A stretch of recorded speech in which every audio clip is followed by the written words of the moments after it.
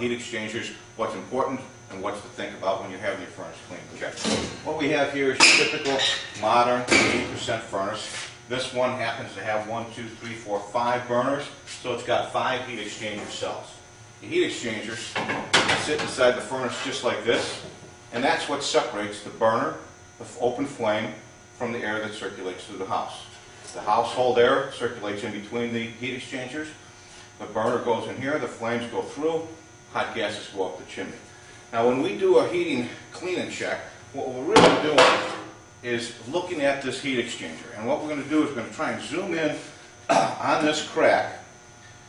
These cracks are what we're actually looking for. They can happen just from daily wear and tear. The heat exchanger gets hot, it expands, contracts. As it heats and cools, it finds weak spots. That crack is almost 2.5 inches long. This was the reason for this furnace to be replaced.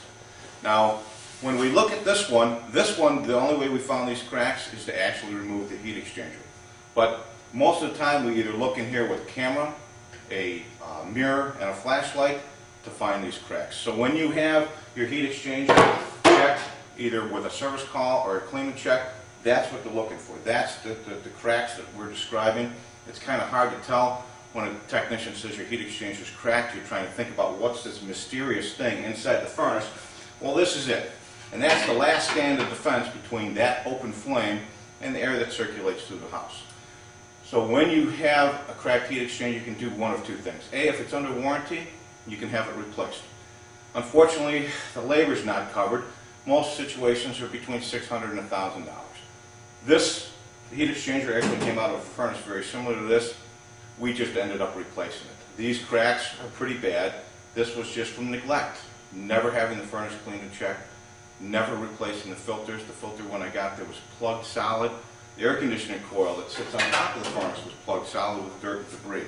All these things decrease the airflow, increase the heat of the furnace, cause cracking.